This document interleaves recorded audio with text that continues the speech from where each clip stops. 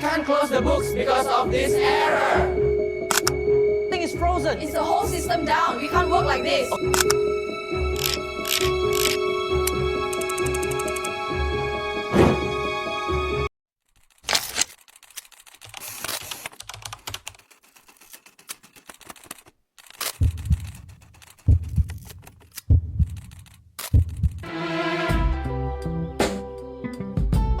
Yeah.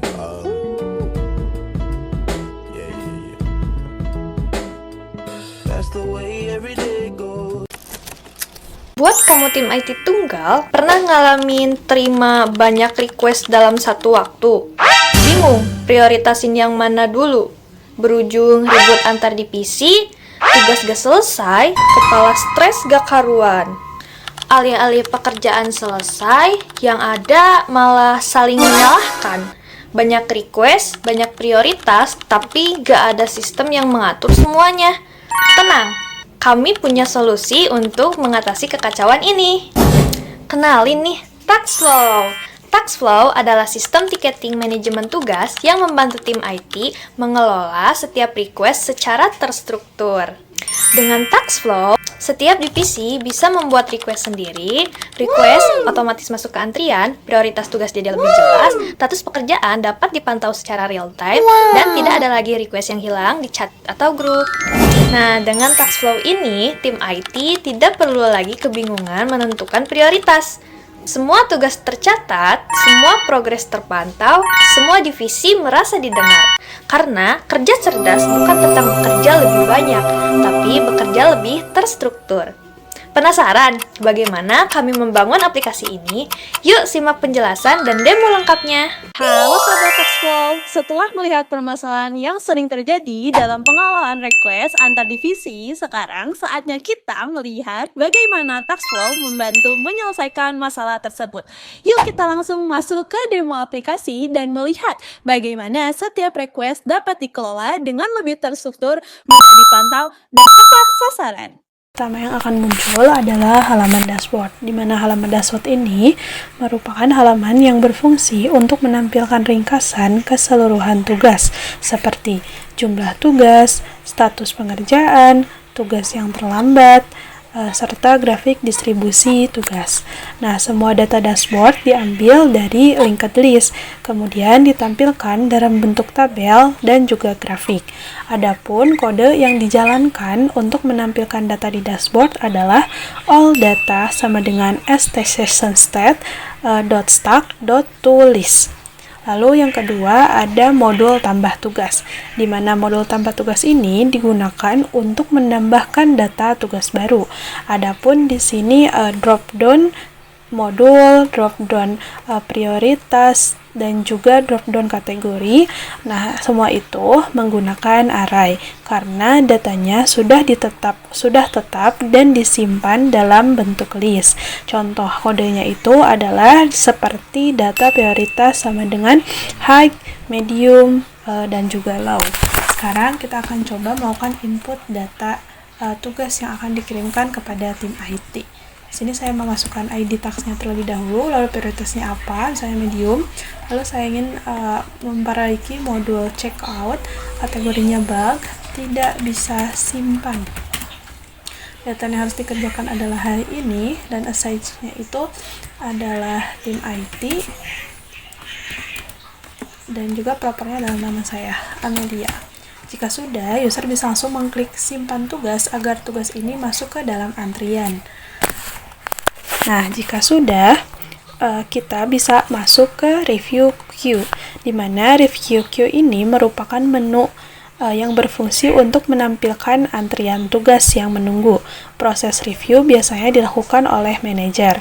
Nah, halaman ini tuh menggunakan queue dengan konsep FIFO atau first in first out, sehingga tugas yang pertama masuk akan diproses terlebih dahulu. Karena tadi tugasnya merupakan tugas yang ketiga, jadi kita harus approve file terlebih dahulu tugas yang sebelumnya sudah masuk. Di sini ada tugas T1, jika memang bisa dikerjakan kita bisa approve dan ganti state-nya menjadi in progress. Nah, lalu di sini ada subbab dari T100 tadi, jika approve kita bisa approve aja. Nah di sini adalah tiket yang sudah kita tadi buat gitu ya.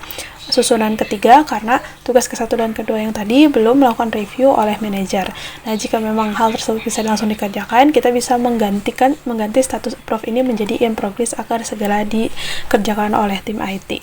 Nah, untuk kodenya sendiri kita menggunakan st.session_state.q.append. Nah, selanjutnya kita masuk ke halaman semua tugas. Halaman semua tugas ini menampilkan semua tugas yang memang masuk. Selain itu juga, pada halaman ini pengguna dapat mengubah status, mengedit, maupun menghapus tugas yang masuk. Nah, data yang ditampilkan itu berupa data linked list. Nah, selain itu juga di sini ada filter yang bisa mempermudah user untuk mencari pencarian tugas yang memang sudah dikirimkan oleh anggota divisi lain. Untuk halaman semua tugas, kami menggunakan salah satu kodenya yaitu st.seasonstate.tax.tulis. Nah, sebelum status diubah, data lama juga disimpan ke dalam stack agar bisa dikembalikan melalui fitur undo. Nah, selanjutnya di sini ada fitur undo, dimana kan tadi kita sudah mengubah statusnya itu di halaman review queue. Nah, jika memang tugas 3 itu tidak bisa dikerjakan, kita bisa mengklik undo. Nah, jadi tugas yang tadi sudah in progress itu, dia akan berubah menjadi to do kembali, seperti itu. Nah, di mana undo ini tuh menggunakan perintah undo _stack.pop. Selanjutnya kita ada modul cari dan urutkan. Nah, menu dan cari urutkan ini berfungsi untuk mengurutkan data tugas berdasarkan ID, deadline, priority, status, maupun modul. Ada 2 urutan yang bisa digunakan, yaitu ascending dan juga descending. Sebagai contoh, kita akan menggunakan descending berdasarkan ID. Nah, jika descending itu kan berarti nilai yang paling besar, yang paling terakhir, berarti betul yang terakhir itu adalah T122 menjadi nomor pertama, seperti itu.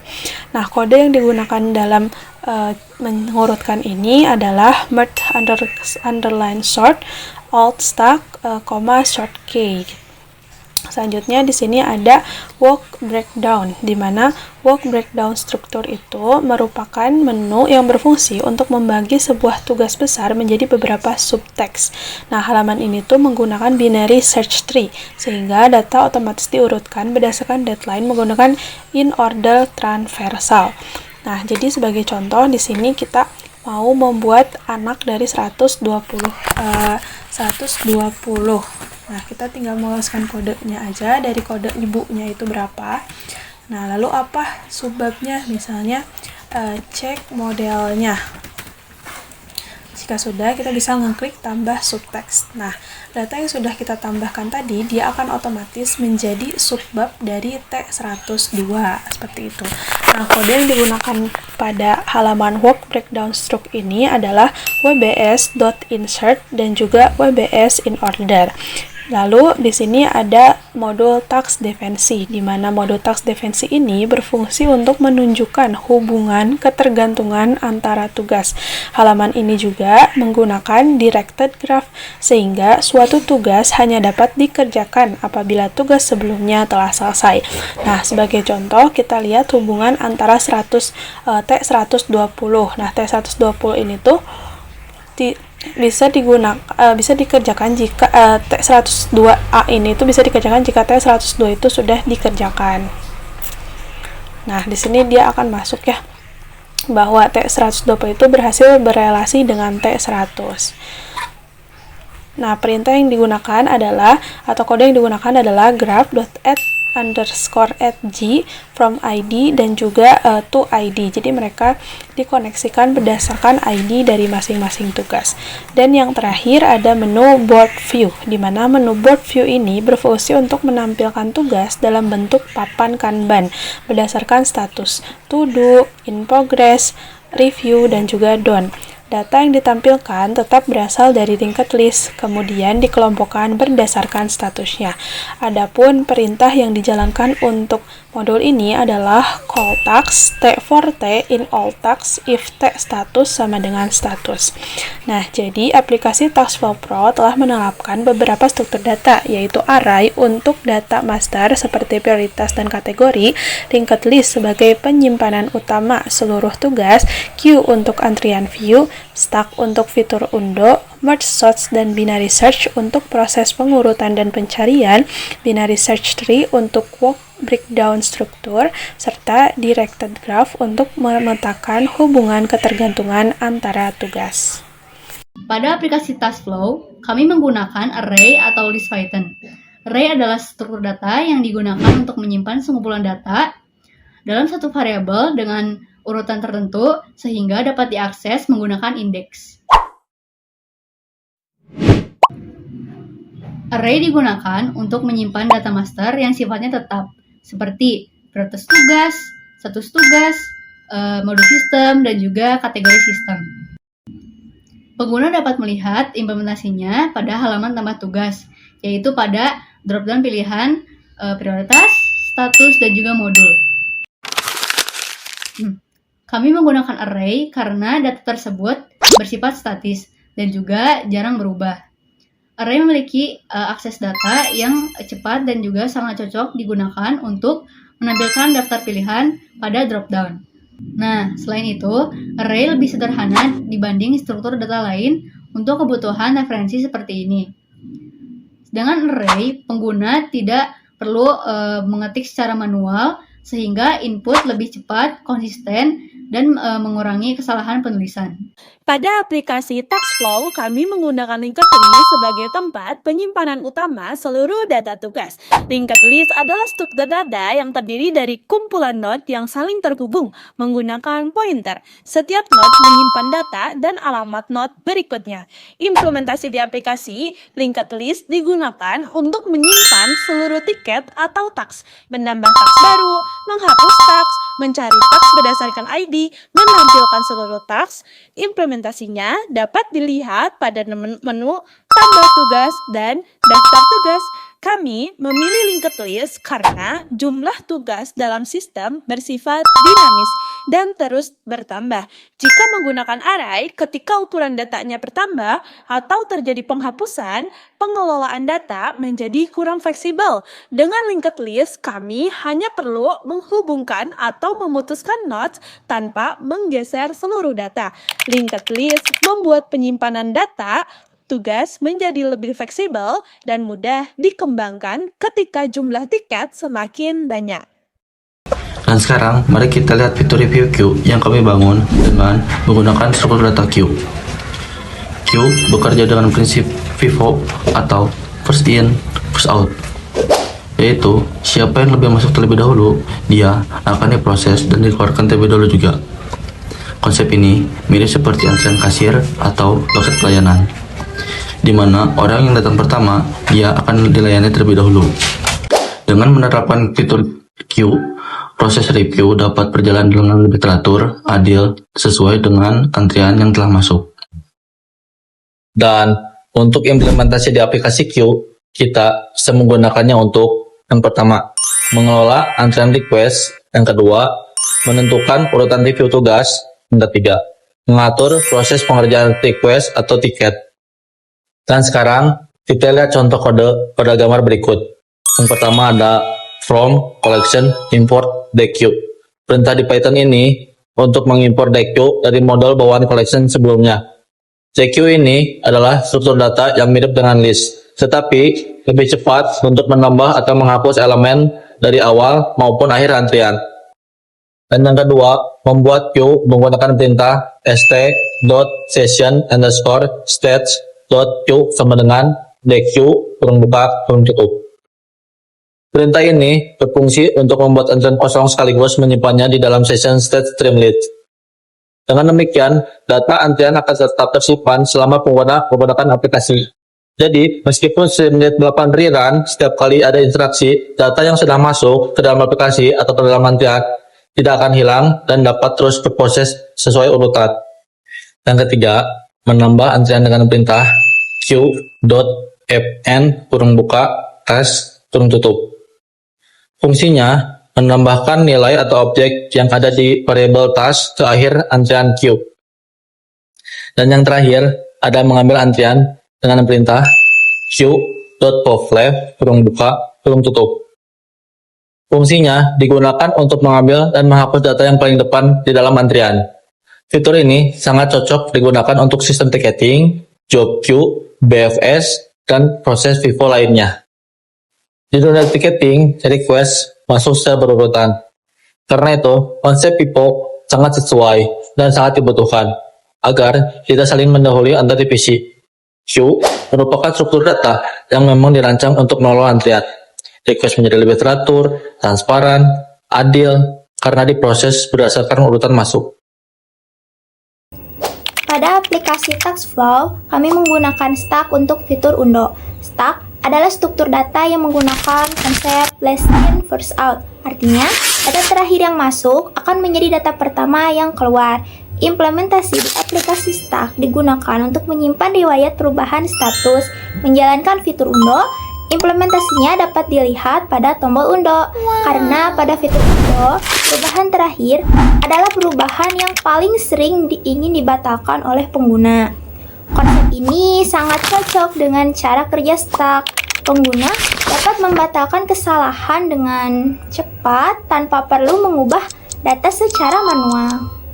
Pada aplikasi TaskFlow, kami menggunakan algoritma merge search dan binary search.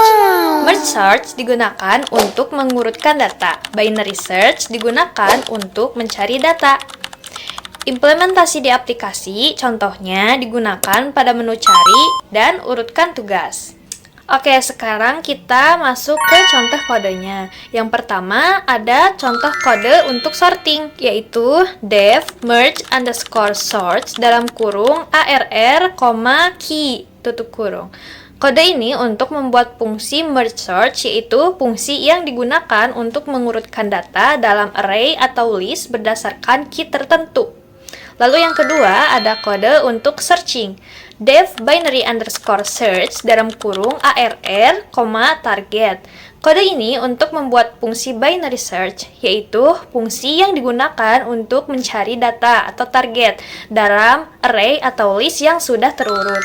Sort underscore tags sama dengan merge underscore sort. Dalam kurung tags, kode untuk memanggil fungsi merge search pada data tags hasil pengurutan disimpan ke variabel sorted underscore tags. Result sama dengan binary underscore search dalam kurung tags, id. Kode ini untuk memanggil fungsi binary search guna mencari data berdasarkan id pada daftar tags. Hasil pencarian disimpan ke variabel result.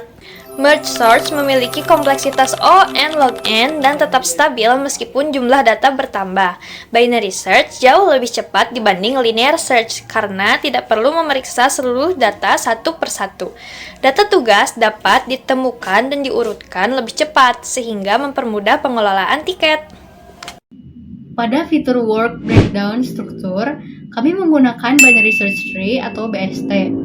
BST adalah struktur data berbentuk pohon yang menyimpan data secara terurut. Implementasi di aplikasi digunakan pada menu Work Breakdown Struktur untuk mengurutkan tugas berdasarkan deadline. BST secara otomatis menyusun data berdasarkan nilai tertentu. Dalam aplikasi ini, nilai tersebut adalah deadline.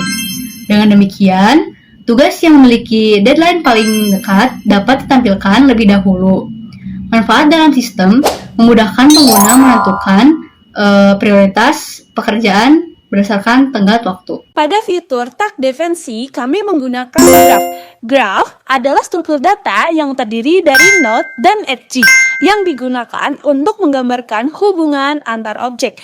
Implementasi di aplikasi digunakan pada menu Tag Defensi untuk menggambarkan hubungan ketergantungan antara tugas. Alasan memilih graph karena hubungan antar tugas tidak selalu berbentuk urutan linier. Satu tugas bisa bergantung pada beberapa tugas lainnya. Graph merupakan struktur data yang paling tepat untuk memodelkan hubungan seperti ini, membantu tim mengetahui urutan pengerjaan tugas dan mencegah dependensi yang tidak valid. Setelah teman-teman menjelaskan masing-masing struktur data yang digunakan, tugas saya sebagai sistem arsitek adalah menghubungkan seluruh komponen tersebut agar dapat bekerja sebagai satu aplikasi yang utuh. Pada proyek ini, saya menggunakan framework Streamlit untuk membangun antarmuka aplikasi berbasis web. Dengan Streamlit, kami dapat membuat dashboard, form input, tabel data, dan berbagai komponen interaktif hanya menggunakan Python tanpa perlu menulis HTML, CSS, atau JavaScript secara terpisah. Contoh pada kode st_sidebar digunakan untuk membuat navigasi menu aplikasi. Kemudian stform digunakan untuk membuat form input tiket atau task baru. Dengan demikian, seluruh struktur data tidak berdiri sendiri, tetapi saling terhubung dalam satu alur kerja yang terintegrasi. Selain itu, saya membuat mekanisme persisten untuk membuat data permanen, karena array, linked list, queue, stack, VST, dan graph pada dasarnya hanya tersimpan di RAM. Maka, data akan hilang ketika aplikasi ditutup atau set mati. Untuk mengatasi hal tersebut, saya membuat fungsi set data, load data yang bertugas menyimpan seluruh data task ke file CSV dan membaca kembali saat aplikasi dijalankan. Ketika aplikasi dibuka kembali, sistem akan secara otomatis memuat data yang tersimpan dan membangun ulang struktur data yang diperlukan. Dengan cara ini, data tidak akan hilang meskipun aplikasi direstart. Sebagai sistem arsitek, fokus utama saya bukan hanya membuat satu fitur tertentu, tetapi memastikan seluruh struktur data, algoritma, antarmuka pengguna, dan penyimpanan data dapat bekerja sama secara stabil sehingga menghasilkan aplikasi TaskFlow yang utuh, terintegrasi, dan siap digunakan oleh pengguna. Berdasarkan hasil perancangan dan implementasi yang telah kami lakukan, dapat disimpulkan bahwa aplikasi TaskFlow berhasil menerapkan berbagai konsep struktur data dan algoritma ke dalam sebuah sistem ticketing yang terintegrasi. Array digunakan untuk data master, linked list sebagai penyimpanan utama task, queue untuk mengelola antrian request, stack untuk fitur undo, binary search tree untuk mengelola deadline, serta graph untuk mengatur hubungan dependensi antar tugas. Selain itu, algoritma match, search, dan binary search membantu proses pengurutan dan pencarian data menjadi lebih efisien dan cepat. Melalui proyek ini, kami memahami bahwa pemilihan struktur data yang tepat sangat berpengaruh terhadap performa dan fungsionalitas aplikasi. Seluruh komponen berhasil dihubungkan melalui Streamlit sehingga menghasilkan aplikasi yang mampu membantu tim IT mengelola request secara lebih terstruktur, transparan, dan mudah dipantau. Dengan demikian, TaskFlow tidak hanya menjadi implementasi teori struktur data, tetapi menjadi solusi yang relevan untuk menyelesaikan permasalahan manajemen tugas di dunia pekerjaan. Untuk pengembangan selanjutnya, aplikasi TaskFlow dapat ditingkatkan dengan menambahkan fitur sistem login dan hak akses bagi pengguna, notifikasi secara otomatis, serta dashboard analitik yang lengkap, agar informasi dan proses pengerjaan bisa dipantau secara lebih efektif. Selain itu, antarmuka juga dapat terus disempurnakan agar memberikan pengalaman bagi pengguna yang lebih nyaman dan profesional.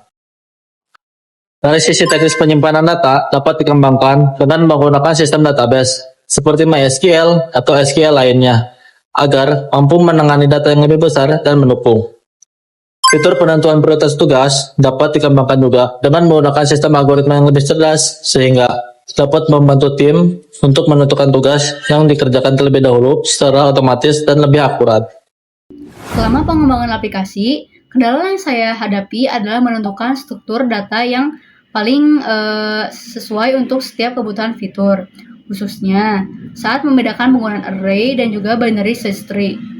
Awalnya beberapa data ingin disimpan dalam satu struktur data saja, namun setelah saya analisis kembali, ternyata kebutuhan setiap fitur berbeda. Untuk mengatasinya, saya mempelajari kembali tentang karakteristik masing-masing setiap struktur data dan menyesuaikan dengan kebutuhan sistem.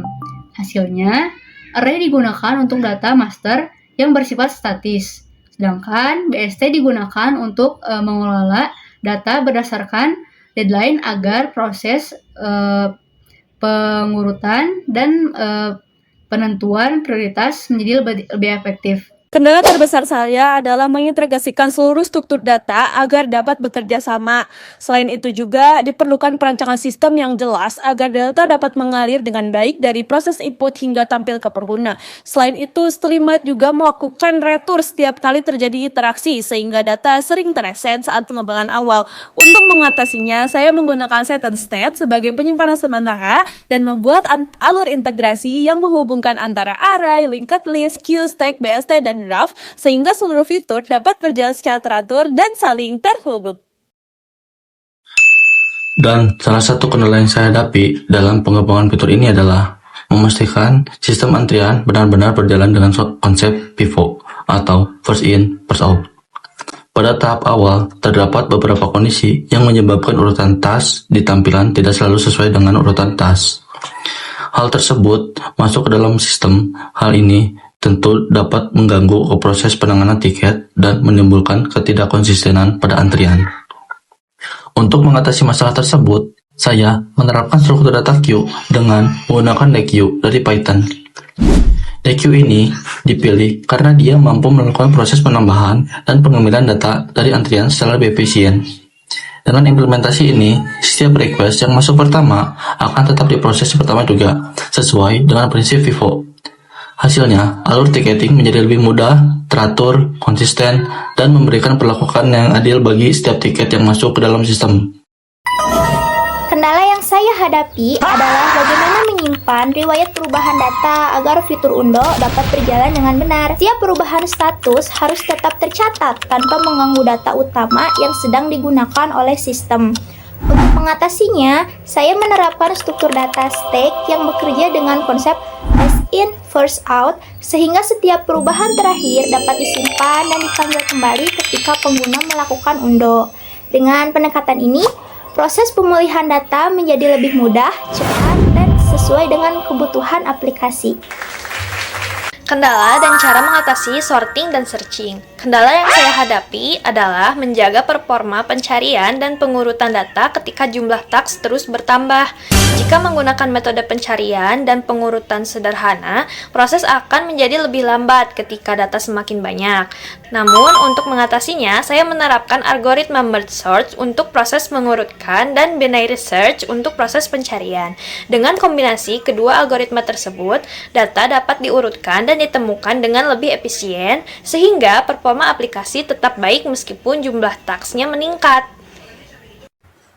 Nah, setelah menjelaskan arsitektur, jenis tipe data, dan cara menggunakannya, di sini saya dan Kang Rizky akan tunjukkan bagaimana caranya membangun aplikasi dari awal sampai bisa digunakan dan dicoba oleh teman-teman di rumah. Langkah pertama, kalian cukup mengikuti instruksi yang ada di Google Colab kami, mulai dari menginstal library, Streamlit, dan juga local tunnel dengan perintah pip install dan juga npm install.